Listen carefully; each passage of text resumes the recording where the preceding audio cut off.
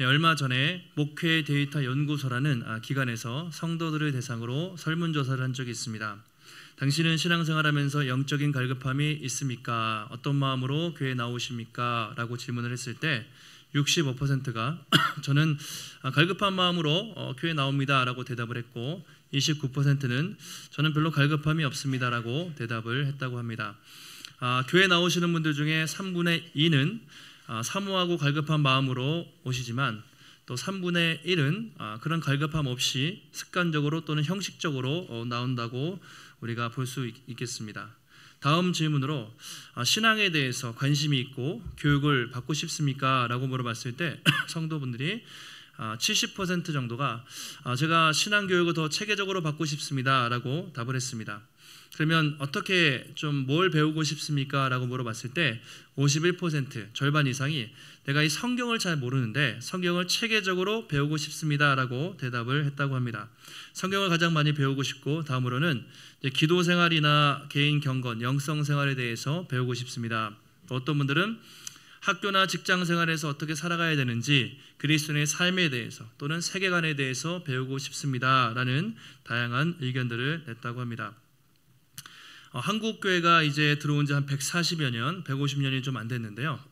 한국 성도님들의 특징은, 한국 사람의 특징이 그래요. 무엇이든지 다 일단 열심히 하잖아요. 열정이 많아요. 그래서 처음부터 성경 말씀을 아주 열심히 믿는 민족이 우리 한국 사람이었습니다. 이 성경이 들어올 때는 처음부터 한글 성경이 아니잖아요. 누군가가 히브리어를 또 번역하고 헬라어를 번역해서 한문 성경이 또 한글 성경으로 돼서, 예전에는 이 성경이 이렇게 가로로 안 돼 있고 길게 함자로 이렇게 길게 돼 있는 성경도 있었어요. 빨갛게 이렇게 칠해져 있고 금박도 씌워져 있고 그랬는데, 그런 성경이 번역되어서 오늘 우리에게까지 전파가 됐습니다. 한국은 좀 특이한 게, 선교사님들이 성경을 번역을 하겠죠. 그런데 이수정이라는 어떤 한국에 일본에 있던 사람이 성경을 번역을 해서 선교사님이 오시기 전에도 이미 일부가 번역이 돼서 성경에 들어와 있는 그런 민족이었고요.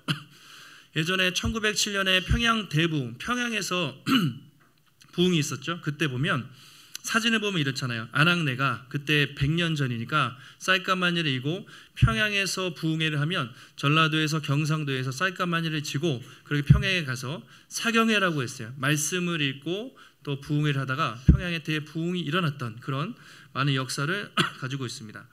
저도 어릴 때를 떠올려 보면 저희 이제 부모님도 저희 이제 모태신앙이니까 어릴 때부터 성경을, 옛날 분들은 성경을 큰 거 이렇게 글자 막 이렇게 큰 걸로 보시잖아요. 성경을 늘 보시던 기억이 있고, 교회마다 이렇게 가보면 권사님들이 성경을 열심히 읽으시는 것뿐만 아니라 필사를 하세요. 그분들은 창세기부터 계시록까지 목사님 제가 1년 동안 성경을 다 적었습니다 이렇게 보여주시면서 정말 이렇게 갑옷처럼 성경을 참 그렇게 읽기도 하고 쓰시는, 참 성경을 사랑하는 그런 모습을 많이 보았습니다. 근데 언젠가부터, 참 예전에는 한국 사람들이 성경을 사랑했는데 언젠가부터 교회 다니는 많은 사람들이 성경을 읽지 않고 성경과 점점 멀어지는 모습을 보게 됩니다. 핸드폰이 생기고 특별히 유튜브가 있고 재밌는 게 너무 많으니까 성경이 점점 멀어진 것 같아요. 그러다가 사람들이 성경이 많이 보게 된 계기가 있습니다. 그게 언제냐면 코로나 때였습니다. 코로나 때 이제 2년 가까이 예배를 드리지 못하면서 사람들이 갈급한 거예요. 그래가지고 교회마다 온라인으로 예배드리고 성경 통독하고 큐티하면서 오히려 그 시간을 통해서 말씀에 대한 사모함이 많이 생겼다는 이야기를 들었습니다. 저희도 그때 열심히 성경 통독하고 또 큐티하고 또 온라인으로 성경 공부하면서 말씀에 대한 그런 사모한 마음이 더 일어났던 것을 기억하고 있습니다. 오늘 아까 제가 통계로 볼 때 3분의 2는 갈급한 마음으로 나오고 3분의 1은 아무 생각 없이 또는 갈급함이 없이 나온다고 했는데, 오늘 여러분은 어떤 마음으로 나오셨습니까? 예배의 자리에 나올 때 정말 오늘도 하나님이 주실 말씀을 기대하는 사모하고 갈급한 마음으로 나오셨습니까? 아니면 그냥 혹시 누가 가자고 해서 또는 습관적으로 나오셨습니까? 오늘도 여러분 갈급한 마음으로 우리가 나와서 예배를 드릴 때 하나님께서 말씀을 통해서, 예배를 통해서 우리의 갈급함을 더 풍성하게 채우실 줄 믿습니다. 오늘은 성경에 대한 주제로 시작했는데요. 오늘 말씀이 성경에 대한 이야기입니다. 오늘 우리가 베레아 사람들이라는 이야기를 들었는데 그리스에 있던 어떤 지역인데요. 그 사람들의 특징이 한마디로 성경을 사랑하고 성경을 날마다 그렇게 묵상했던 사람들이라고 오늘 기록을 하고 있습니다. 바울이 지금 제2차 선교 여행을 하고 있어요. 처음 오신 분들도 계시니까 배경을 설명드리면 바울이 총 3번에 걸쳐서 복음을 전하러 이렇게 튀르키예, 지금 터키와 소아시아 그리고 그리스 지역을 막 다녔는데 2차 전도 여행 중에 빌립보라는 곳을 지나서 데살로니가라는 곳을 지나서 지금 베레아라는 곳에 도착을 했습니다. 앞서 데살로니가라는 곳에서 회당이라고 교회 같은 곳이에요. 거기서 처음에 가서 복음을 전했는데 이제 많은 사람들이 믿기도 했지만 시기와 질투가 생겨서 바울을 쫓아냈습니다. 그래서 바울이 어쩔 수 없이 밤에 데살로니가라는 곳에서 베레아라는 곳으로 오늘 이동하게 됩니다. 자, 밤에 이동했다는 건 뭘까요? 약간 도망친 거죠. 야반 도주하듯이 핍박이 심해서 몰래 와서 이제 베레아라는 곳에 이르렀습니다. 자, 베레아는 데살로니가에서 약 한 70km 정도 떨어져 있는 지역인데요. 여기서 아마 한 수원이나 용인 정도 되는 그런 걸어서 한 2, 3일, 3, 4일 정도 거리였던 것 같아요. 그런데 딱 갔는데 거기서 참 따뜻한 사람들을 만나요. 너그럽고 성경을 열심히 읽는 그런 사람들을 만납니다. 자, 11절에 오늘 바울이 베레아 성도들에 대해서 이렇게 소개하고 있습니다. 같이 한번 우리 11절 말씀을 함께 읽겠습니다. 베레아에 있는 사람들은 데살로니가에 있는 사람들보다 더 너그러워서 간절한 마음으로 말씀을 받고 이것이 그러한가 하여 날마다 성경을 상고함으로. 자, 베레아 사람들의 특징을 3가지로 말해요. 첫 번째가 데살로니가에 있는 사람들보다 더 너그러웠다. 첫 번째, 너그러운 사람들이다. 이게 무슨 말일까? 두 번째는 간절한 마음으로 말씀을 받았다.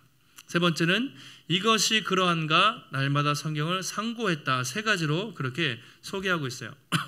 간단하게 제가 이 구절을 좀 설명을 해드리면 첫 번째로 데살로니가 사람들보다 더 너그러운 사람들이었다라고 말하고 있습니다. 예전 개역 한글 성경에는 더 신사적이었다. 우리말로는 좀 젠틀하다 이 정도로 말할 수도 있습니다. 영어로는 노블이라고 되어 있는데 이게 귀족적인 이런 뜻이잖아요. 귀족의 품위가 있는 이런 의미가 있어요. 너그럽다는 건 좀 교양이 있고 좀 고상하고 뭐 이런 뜻인데 그냥 성격이 좋았다는 것이 아니라 성경 말씀에 대해서 좀 마음이 열려 있었다 이런 의미가 되겠습니다. 너그럽다. 다시 말하면 편견이 없었어요. 보통 사람들은 말씀을 들을 때 자기가 믿는 세계관이 있어요. 만약에 교회 처음 나오신 분들도 하나님은 없어, 성경은 진리가 아니야라는 자기의 관점을 가지고 성경을 듣는데 이 사람들은 처음부터 그렇지 않고 자기의 편견 없이 아주 오픈된 마인드로 성경을 받아들였다는 것이죠. 그래서 오늘 베레아 사람들은 참 마음이 열려 있었습니다. 앞에 데살로니가에서는 되게 막 폭동을 일으켰어요. 다음에 아테네로 가잖아요. 다음 주에 그리스 아테네에서 말씀을 전하는데 그 사람들은 어떻습니까? 아테네 사람들은 다 철학자예요. 이미 소크라테스, 플라톤, 아리스토텔레스가 휩쓸고 다니던 예수님 오시기 500년 전부터 철학의 도시였기 때문에 복음을 하나의 철학으로 간주했습니다. 그래서 한번 토론해보자. 예수 믿는 사람들을 핍박하진 않았어요. 그런데 네가 어떤 생각을 하고 있는지 한번 토론을 해보자. 하나의 사상으로 그렇게 생각을 했습니다. 또 고린도에 갔는데 고린도에는 큰 신전이 있어요. 아주 음란한 그런 이방 신전들이 많았는데 또 그 사람들은 또 복음에 대해서 그렇게 거부하는 그런 모습들이 있었습니다. 그러니까 바울이 복음을 전하러 갈 때마다 어떤 동네는 정말 바울을 죽일 듯이 핍박을 하고 어떤 동네는 토론을 하고 어떤 동네는 바울에 대해서 열린 마음으로 또 말씀을 듣는 그런 다양한 모습들을 보게 됩니다. 우리나라도 작은 것 같지만 크잖아요. 경상도, 전라도, 충청도 지역마다 일단 사투리 쓰는 말이 있고 그리고 사람마다 조금씩 성격이 달라요. 그리고 지역마다 영적 분위기가 다릅니다. 오늘도 부산에서 오신 분들 계시죠? 부산 사람들은 어때요? 제가 볼 때 성격이 좀 화끈한 것 같아요. 그래서 제가 부산 친구들 보면 얘기하는 거 보면 막 싸우는 것 같처럼 싸우는 게 아닌데 아주 되게 열정이 많고 부산 분들은 그렇고 전라도에서 오신 분도 출신도 계실 거고 충청도에 오신 분들은 어때요? 아주 느긋느긋하잖아요.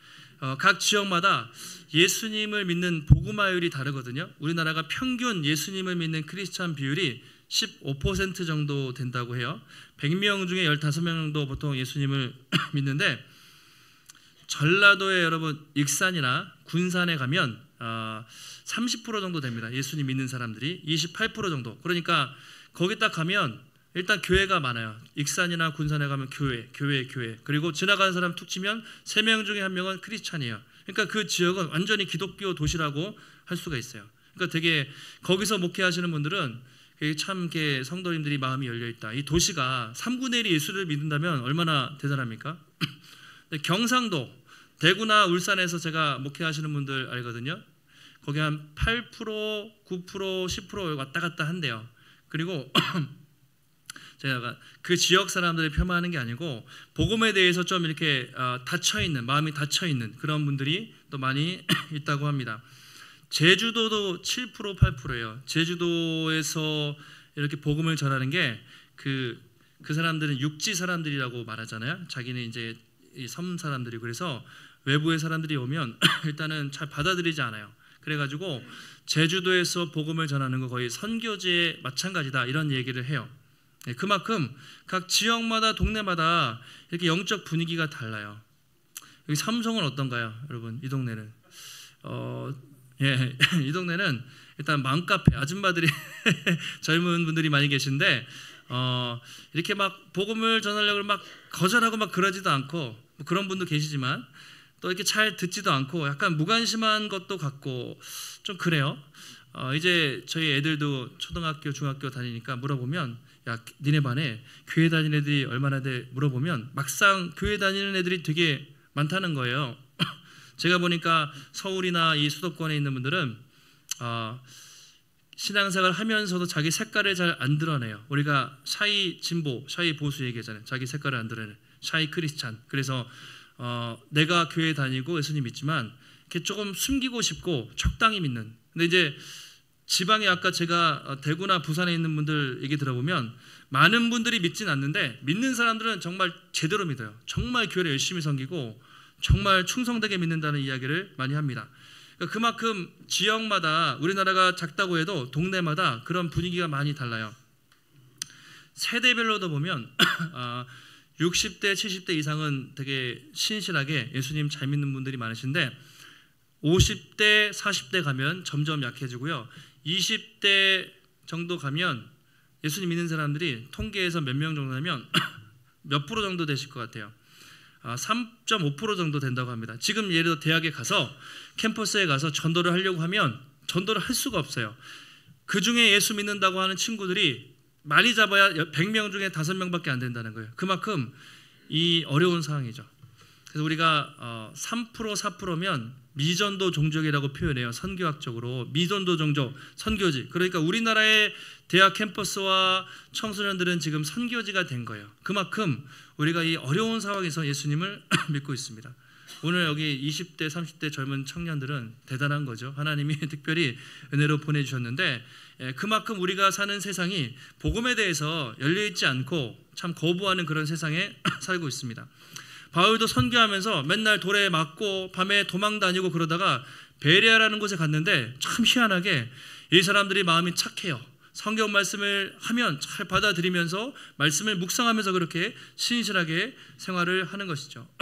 바울이 아마 가서 위로를 받았을 것 같아요. 맨날 도망치고 그렇게 반대를 당하다가 말씀을 사모하는 그런 사람들을 만났을 때 바울이 참 위로를 받지 않았을까. 그 사람들의 두 번째 특징이 뭐냐면 간절한 마음으로 말씀을 받았다라고 기록하고 있습니다. 아까 11절 다시 보시면 간절한 마음으로 말씀을 받았다. 한마디로 말씀을 들을 때 기대하는 마음, 사모하는 마음이 그들이 크게 있었다는 것입니다. 여러분 오늘도 예배를 드리잖아요. 그런데 보통 목사님들이 설교를 해요. 그러면 성도님들이 한 분 한 분 다 들어요. 저를 이렇게 보면서 표정들을 봐요. 저분들이 과연 어떤 생각으로 어떤 마음으로 말씀을 듣고 계실까. 그런데 보통은 그렇게 생각하죠. 목사님들이 설교하면 맞아요. 설교자의 설교가 목사님의 설교 스타일이 나는 저 목사님 마음에 들어. 나는 좀 별로 아닌 것 같아. 교회를 정할 때 설교를 듣고 많이 정하시잖아요. 그런데 여러분 목회자가 어떻게 말씀을 전하는가도 중요한데 그것 이상으로 중요한 것이 뭐냐면 여러분들이 이 자리에 나오실 때 어떤 마음으로 말씀을 듣고 있는가, 여러분의 마음밭의 상태도 동일하게 중요하다는 것을 알 수가 있습니다. 왜냐하면 바울이 똑같은 말씀을 전했단 말이에요. 데살로니가에서도 베레아에서도 동일한 말씀을 전하는데 누구는 정말 뜨겁게 예수님을 믿고 누구는 바울에게 돌을 던지는 그런 모습을 보면 말씀을 전하는 것도 중요한데 듣는 사람들의 영적 상태가 어떤지도 중요하다는 것을 알 수가 있어요. 저는 이제 매주 여기 서니까 앞에 보면 어느 때는 우리 성도님들이 초롱초롱한 눈빛으로 지금 전하는 말씀을 스펀지처럼 잘 빨아들이고 계시구나 그렇게 느껴질 때도 있고요. 어느 때는 잘 모르겠는데 좀 차갑고 냉랭한 그런 느낌을 받을 때도 있습니다. 제가 이제 다른 교회 가도 그래요. 어떤 교회 가서 말씀을 전하려고 딱 올라가 보면 그 성도님들의 눈빛과 그 교회의 분위기를 알 수 있어요. 그러면서 기도를 많이 한 교회들은요 이미 딱 준비가 돼 있어요. 그래서 어떤 말씀을 전해도 그분들은 사실 은혜를 받아요. 근데 기도가 안 돼 있는 교회들은요 아무리 유명한 강사님들이 와서 말씀을 전해도 반응이 잘 없어요. 그래서 설교자도 중요하지만 우리가 어떤 마음으로 말씀을 듣고 있는가 많이 중요하다는 것이죠. 제가 아는 목사님이 얼마 전에 이렇게 통화해서 자기 힘들다고 왜 그러냐고 물어보니까 개척교회예요. 성도님들이 많지 않잖아요. 한 분 한 분 보는데 맨 앞자리에서 팔짱을 딱 이렇게 끼고 다리를 꼬고 약간 째려보듯이 자기네들 쳐다보는 분이 계시다는 거예요. 그래서 자기가 기분이 늘 쎄해서 저분은 말씀을 잘 듣는 것일까? 아니면 내 설교를 판단하는 것일까? 이런 좀 마음의 부담이 있다는 얘기를 얼마 전에 한 적이 있어요. 그래서 우리가 전하는 것도 중요하지만 정말 어떤 마음으로 열린 마음으로 말씀을 잘 받는가도 동일하게 중요하다는 것이죠. 처음에 3분의 1 정도는 갈급함이 없어요. 3분의 2 정도는 갈급함이 있다고 말씀을 드렸는데 여러분 오늘도 어떤 마음으로 오셨느냐에 따라서 저는 동일한 말씀을 전하지만 어떤 분은 더 그 말씀이 여러분 가슴에 새겨질 수 있고 어떤 분은 그렇지 않을 수도 있습니다. 예수님이 그런 비유를 하셨잖아요. 농부가 있습니다. 씨를 뿌렸습니다. 그 당시에는 우리는 고랑에 쫙 뿌리지만 이스라엘은 흩어서 그냥 뿌리거든요. 그러면 어떤 씨앗은 길가에, 어떤 씨앗은 그냥 돌밭에, 어떤 씨앗은 가시덤불에, 그래서 이런저런 이유로 열매를 못 맺어요. 그런데 유일하게 한 씨앗 열매를 맺습니다. 좋은 땅에 옥토에 뿌려진 씨앗은 어떻게 됩니까? 30배, 60배, 100배의 결실을 맺는다고 그렇게 말을 하고 있습니다.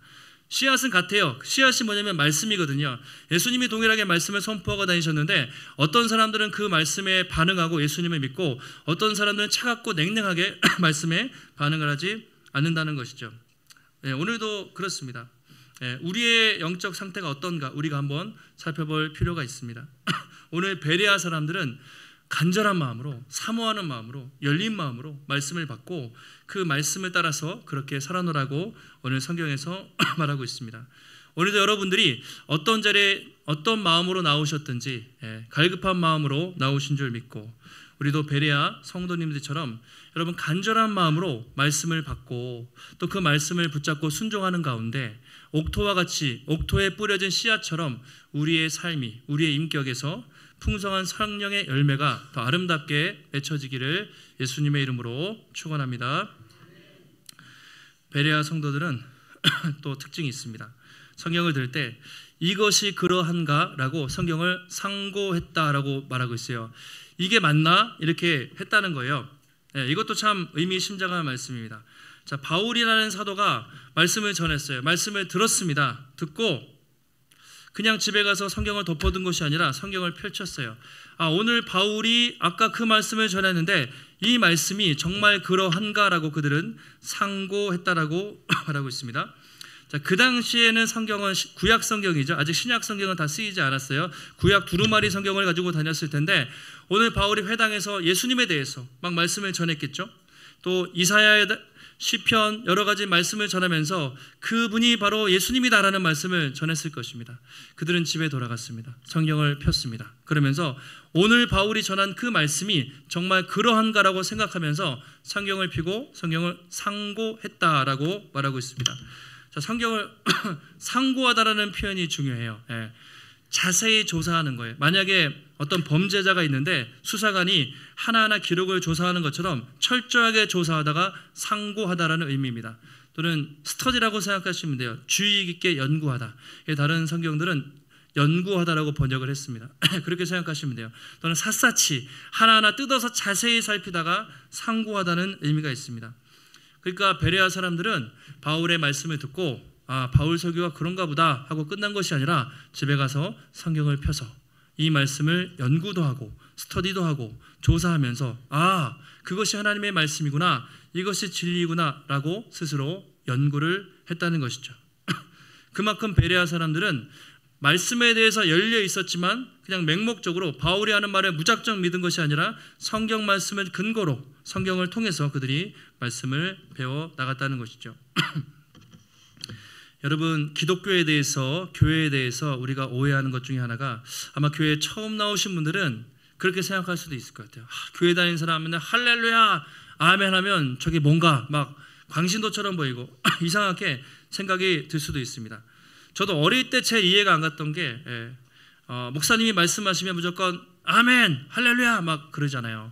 기도원에 가면은 막 주여 믿습니다 막 그러면서 막 그러면 그 수많은 사람들이 막 아멘 아멘 막 그래요. 그게 나쁜 건 아니에요. 그런데 저걸 이게 무조건 우리가 자판기도 아니고 할렐루야 하면 아멘하고 목사님 말씀에 무조건 아멘하고 그게 맞나, 그런 생각을 해본 적이 있어요. 근데 여러분, 그게 잘못됐다는 게 아니죠. 그런 뜨거운 믿음도 필요한데 우리는 광신도는 아닙니다. 우리는 아무것도 없는 것을 믿는 미신도 믿는 것도 아니고 맹신자도 아니에요. 우리는 뭐냐면, 크리스찬들은 철저히 이 기록된 말씀, 하나님이 우리에게 허락하신 진리의 말씀을 근거로 믿는 사람들이죠.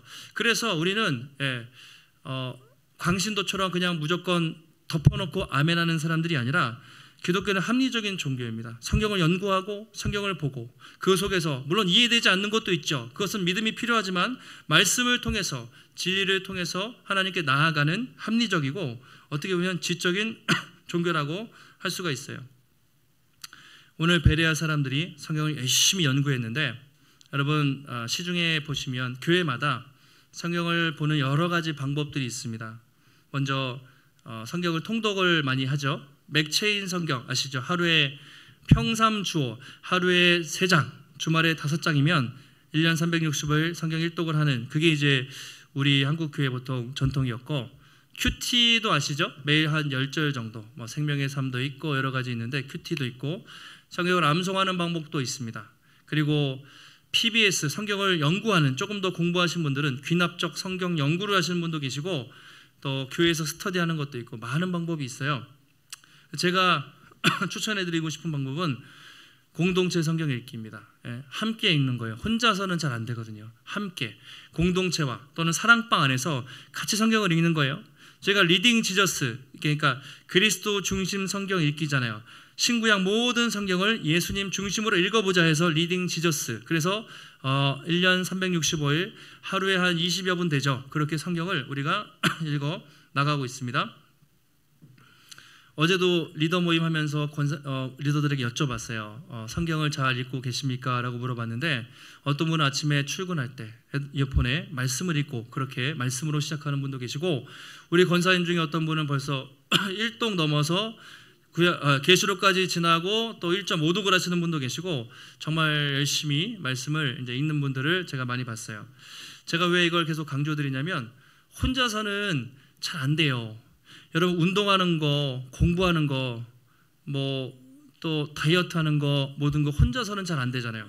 운동을 하려고 해도 여러분, 내가 홈트, 내가 집에서 운동해야지 시간을 정하고 그렇게 계획을 세워도 잘 안 돼요. 헬스장을 끊고 또는 뭐 트레이너를 만나서 PT를 하면서 정말 누가 도와줘야 내 돈 내산, 내가 돈을 쓰고 내가 시간을 투자해야 우리가 뭔가 되잖아요. 그래서 성경도 읽어야 된다는 건 여러분 다 아실 거예요. 근데 혼자서 안 되기 때문에 원래 성경을 하나님이 주신 이유가 공동체가 같이 읽으라고 원래 주신 거거든요. 그래서 개인적으로도 읽으시지만 사랑방 안에서 매일매일 체크하시면서 말씀을 읽고 또 말씀의 은혜를 나누면서 함께 나아가면 좋을 것 같아요. 여러분, 지금도 늦지 않았습니다. 지금이 아직 4월이죠.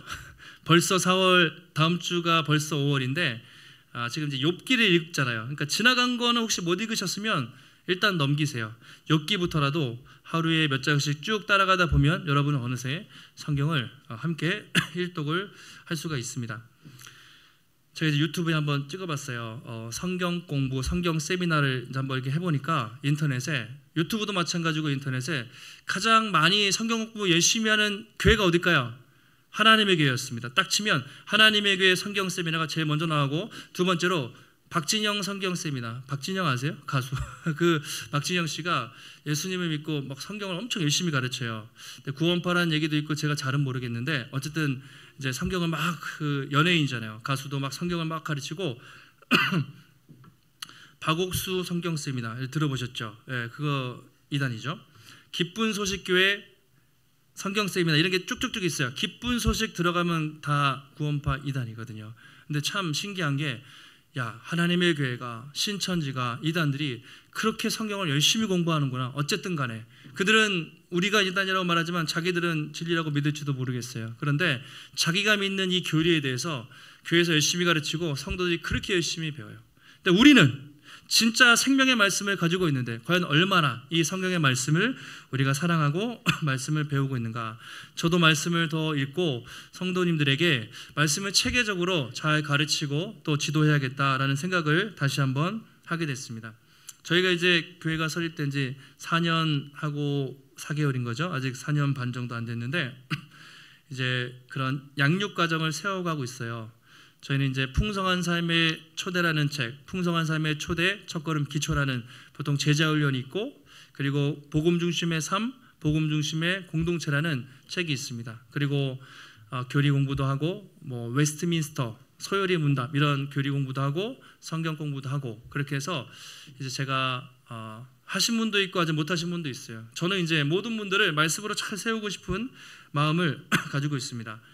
수요일에는 이제 주로 여자분들이 하시고, 수요일 저녁에는 남자분들이, 직장인들이 하고, 평일에는 또 신혼부부, 새가족들이 하고, 또 주말에도 하고. 이제 코로나 때는 2년 동안 할 수 있는 게 없어가지고 매일 이렇게 줌으로 한 팀 한 팀 다 성경 공부를 많이 했던 것 같아요. 그래서 저도 마음을 다시 새롭게 먹었습니다. 성경을 읽고 성경을 더 잘 가르쳐 드려야겠다. 여러분들도 오늘 말씀을 들으시면서 다시 한번 내가 성경을 내 삶의 중심으로 삼고 말씀을 중심으로 살아야겠다. 그렇게 마음을 먹으시면 좋을 것 같습니다. 자, 그렇게 베레아 사람들이 성경을 열심히 읽고 묵상하는 가운데 어떤 일이 있었냐면 12절에 이렇게 말하고 있습니다. 많은 사람들이 믿었어요. 같이 한번 12절 말씀을 읽겠습니다. 그 중에 믿는 사람이 많고 또 헬라의 귀부인과 남자가 적지 아니하나. 바울이 말씀을 전했을 때 그 복음을 생판 처음 듣는 사람들이 예수님을 믿게 됐습니다. 헬라, 그리스의 많은 귀부인들이, 귀족들이 믿었고 많은 남자들도 믿었다라고 성경에 말하고 있습니다. 그런데 13절을 보시면 데살로니가에 있는 유대인들은 어떻게 했습니까? 바울이 하나님의 말씀을 베레아에서도 전하는 줄 알고 거기서 와가지고 소동을 일으켜요. 그러니까 참 대단한 사람들인 게, 얼마나 예수님을 싫어했으면 아까 70km라고 했잖아요. 며칠 길을 걸어와서 그 데살로니가의 유대인들이, 야, 바울이 베레아로 떴다더라, 거기서 복음을 전하고 많은 사람들이 예수님을 믿는다더라 소식을 듣고 며칠을 걸어와가지고 베레아까지 와서 바울을 또 괴롭히는 그런 모습을 보여주고 있습니다. 바울이 어쩔 수 없이 배 타고 또 도망쳐요. 그리스 아테네로. 그 다음 주에는 아테네에서 또 복음을 전하게 됩니다. 같은 말씀을 전한 거예요. 바울이 데살로니가 사람들을 싫어해서 막 그렇게 전하고, 베레아에서는 뭐 사람들이 좋아서 하는 게 아니라 똑같은 예수 그리스도의 복음을 전했는데, 베레아 사람들은 예수님을 영접하고 많은 사람들이 믿었습니다. 데살로니가 사람들은 믿지 않았을 뿐만 아니라 수십 킬로 원정 와서 바울을 괴롭히고 있습니다. 그것이 무슨 차이겠습니까? 바로 말씀에 대한, 성경을 대하는 태도였습니다.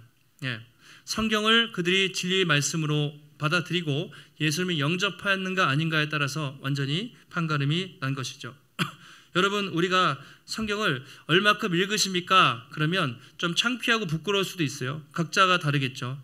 그거 별로 안 중요할 수도 있습니다. 더 중요한 것은 이 성경을, 여러분, 성경을 몇 번 읽느냐가 중요한 것이 아니라 이 성경을 어떻게 생각하고 있는가, 성경에 대한 태도가 더 중요합니다. 나는 정말 이 성경을 살아계신 하나님의 말씀으로, 진리의 말씀으로 인정하고 있는가? 나는 정말 성경이 내 삶의 기준이고 성경이 내 삶의 유일한 법칙으로 삼고 있는가? 이것이 중요한 것이죠.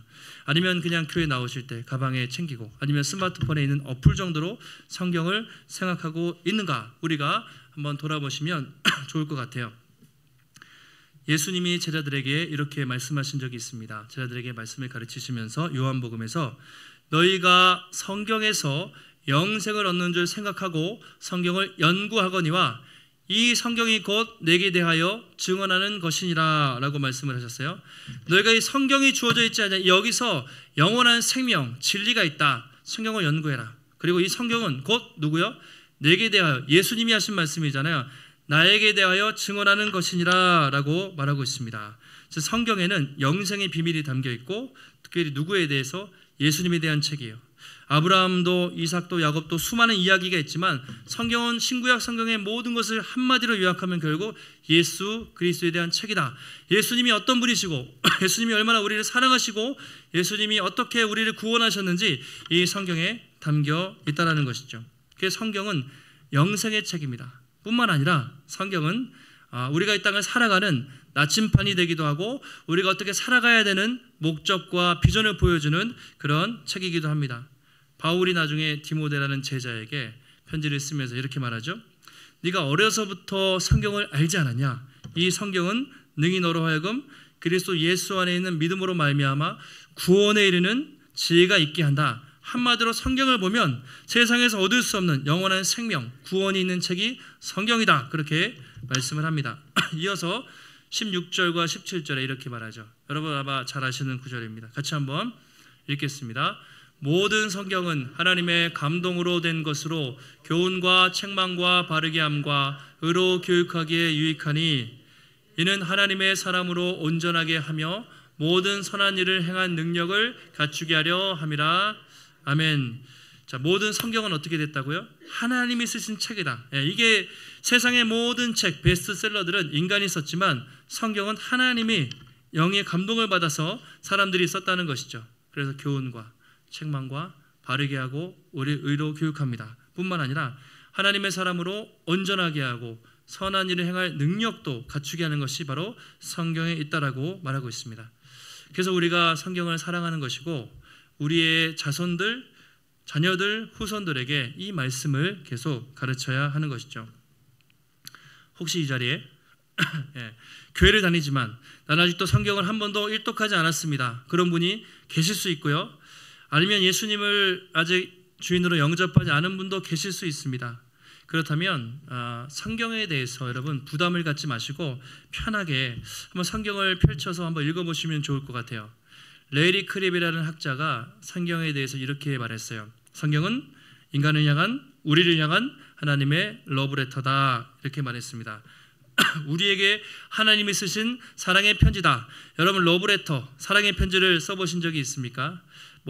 요즘에는 카톡도 있고 스마트폰이 있어서 손편지를 잘 안 쓰지만 여러분이 예전에 부모님에게, 친구에게 또는 연인들에게 편지를 쓸 때, 러브레터를 쓸 때 어떻게 씁니까? 마음을 담아서, 사랑을 담아서 편지를 씁니다. 마찬가지로 성경에 복잡하고 어려운 이야기도 있지만 쉽게 말하면 이 성경은 하나님이 인간을 얼마나 사랑하시는지, 우리를 얼마나 사랑하시는지 보여주는 하나님의 사랑이 담긴 러브레터 편지라고 할 수가 있습니다. 성경을 펼쳐보면 태초에 하나님이 천지를 창조하시니라, 하나님이 이 세상을 얼마나 아름답게 창조하셨는지 창조의 이야기로 시작하고 있습니다. 또 조금만 보면 그 인간이 하나님을 배신해서 선악과를 따먹고 타락해서 하나님과의 관계가 끊어져서 얼마나 고통스럽게 살아가는 타락의 이야기가 나옵니다. 그리고 조금 더 성경을 읽다 보면 그런 하나님이 이 악한 인간들을 너무나 사랑하시는 그 이야기가 나오고 얼마나 우리를 사랑하시는지 그의 아들 예수 그리스도를 보내셔서 십자가에 못 박게 하는, 그리고 부활하게 하시는 사랑과 구원의 이야기가 나옵니다. 그리고 요한계시록 마지막을 보면 예수님이 다시 오실 때 이 깨지고 상한 세상을 치유하시고 새 하늘과 새 땅을 만드셔서 아름다운 세상으로 회복하실 회복의 이야기가 나옵니다.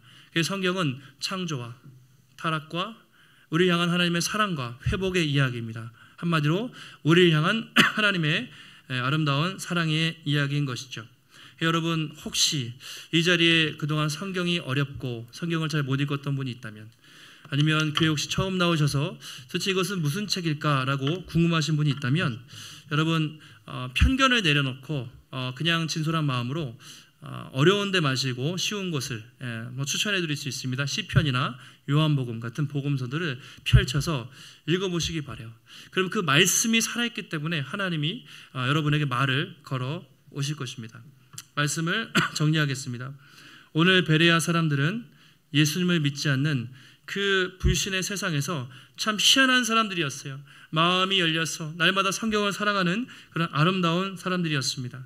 여러분 오늘날 크리스찬들이 15%, 20% 뭐 그 정도로 칩시다. 성경이요 지금까지 60억 권 정도, 70억 권 정도 번역됐다고 해요. 그러니까 성경은 인간적으로 말해도 2000년 동안 온 세상의 모든 출판물과 비교할 수 없는 최고의 베스트셀러이기도 합니다. 근데 많은 사람들이 성경을 가지고 있지만 정말 성경을 사랑하고 성경의 권위를 인정하고 또 성경을 기준으로 삼아 사는 성도들은 이 시대에 많지가 않습니다. 그러나 오늘 하나님 말씀하십니다. 이 성경은 하나님이 우리에게 주신 생명의 말씀이고 이것은 진리의 말씀이고 또 우리의 삶을 변화시키는 지혜와 능력이 있는 말씀이라고 말하고 있습니다. 여러분 제가 이렇게 보면서 말씀이 있는 분들은요 신앙생활 하면서도 별로 흔들리지가 않아요. 말씀을 매일 붙잡고 사는 사람들은 힘들고 어려운 일이 있어도 별로 흔들리지 않아요. 반석 위에 세운 집과 같아요. 그런데 말씀이 없는 분들은 되게 막 열심히 하는데 어느 날 막 침체돼요. 왜냐하면 감정적으로 신앙생활하면 자기 열심으로 막 하다가 뭔가 힘들고 어려운 일이 있으면 뭔가 확 가라앉습니다. 말씀이 없으면 모래 위에 세운 집과 같이 쉽게 넘어집니다. 말씀이 있는가 없는가가 그렇게 우리에게 중요하다는 것이죠. 바라기는 우리 모든 복음의 숲의 성도님들, 오늘 베레아 사람들처럼 참 특이한 어떻게 보면 사람들이었는데 우리도 복음의 숲 성도들 하면 성경을 사랑하는 사람들, 성경을 읽는 사람들이라는 이야기를 들으면 좋을 것 같습니다. 우리도 한 주간 살아갈 때 베레아 성도들처럼 날마다 성경을 읽고 사랑하고 순종하는 가운데 여러분의 말씀의 능력을 여러분의 삶 속에서 경험하시고 또 반석 위에 세운 집과 같이 우리의 삶에 고난과 어려움이 있어도 말씀을 붙잡고 흔들리지 않고 또 담대하게 또 살아가시는 우리 귀한 모든 성도님들이 되시기를 예수님의 이름으로 축원합니다. 하나님 감사합니다. 오늘도 우리에게 복된 주일 허락하여 주시고 또 하나님의 귀한 말씀 깨닫게 하시니 감사를 드립니다. 오늘도 우리가 베레아 성도들을 통해서 그들이 하나님의 말씀을 처음 들었을 때 그 말씀에 편견 없이 또 말씀을 잘 받아들이고 매일매일 말씀을 묵상하면서 주님을 영접했던 것들을 우리가 보았습니다. 이 시대에 성경이 우리 가까이 있지만 참 성경을 사랑하고 성경을 읽고 성경 말씀을 따라 사는 사람들이 참으로 많지가 않습니다. 다시 한번 결단하게 하셔서 우리에게 주신 이 진리의 말씀을 우리가 사랑하게 하시고 우리가 읽고 묵상하고 연구하며 말씀이 우리의 삶의 기준이 되게 하시고 말씀이 우리의 삶의 중심 되게 하셔서 어떤 상황에서도 흔들리지 않고 굳건하게 담대하게 믿음의 길 걸어가는 우리 귀한 성도들이 되게 하여 주시옵소서. 아직도 말씀을 잘 모르거나 아직도 주님을 영접하지 못한 지체들이 있다면 하나님 말씀을 펼쳐 읽을 때 그 말씀이 살아서 역사하는 또 주님의 은혜를 경험할 수 있도록 성령께서 인도하여 주시옵소서. 오늘도 주의 전에 나올 때 우리의 마음과 정성을 다해 귀한 예물 드렸습니다. 하나님 드려진 손길마다 하나님 그 마음을 기쁘게 받으시고 날마다 우리 인생의 모든 것이 하나님의 주인이심을 고백하며 우리의 시간과 건강과 물질과 재물과 모든 것을 먼저 그의 나라와 의를 구하며 살아갈 때 우리 인생의 모든 필요한 것과 쓸 것을 채우시고 공급하시는 주님의 놀라운 손길을 날마다 경험할 수 있도록 하나님 인도하여 주시옵소서. 오늘도 함께 하신 주님 감사드리며 한 주간도 승리케 하시기를 간구하오며 존귀하신 예수님의 이름으로 기도하옵나이다. 아멘.